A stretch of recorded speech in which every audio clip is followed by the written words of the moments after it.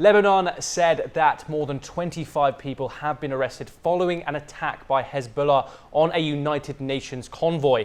The attack wounded 2 peacekeepers, including the UN's force's outgoing deputy commander.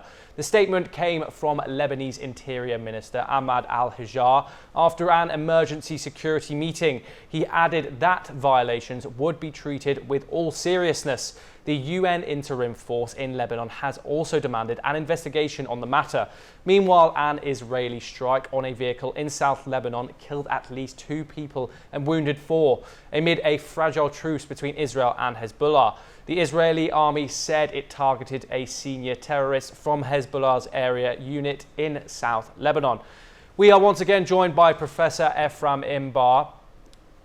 We're also joined by Professor Rohan Gunaratna. Professor Ephraim Imbar, there is a ceasefire deal signed here between Hezbollah and Israel. Why is this violence still ongoing, and what does it say about the regional stability of the area? I think it indicates the anomaly that exists in Lebanon, where the state doesn't have monopoly over use of force.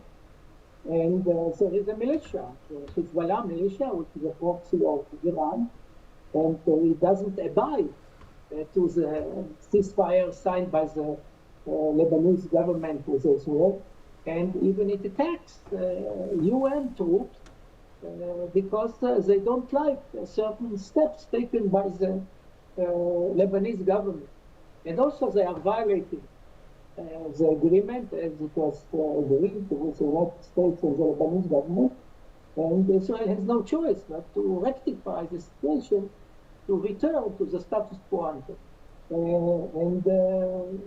Indeed, there is no normality in this part of the world, where militias like Hamas, like Hezbollah, are operating freely, and we should get rid of them. That's the solution.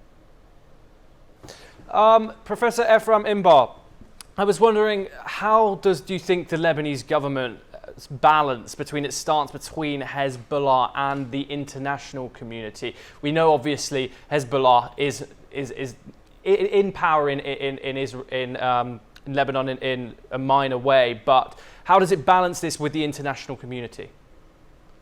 I think the Lebanese government gets a lot of money, particularly from the Americans, in order to strengthen its military. Maybe its military is not strong enough to face Hezbollah.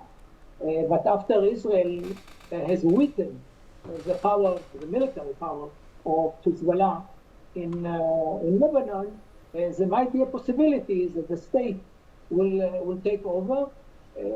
Frankly, I'm not very optimistic, taking into consideration that Iran continues to meddle in the Lebanese affairs, and this is obviously a problem for the Lebanese government and the countries surrounding Lebanon.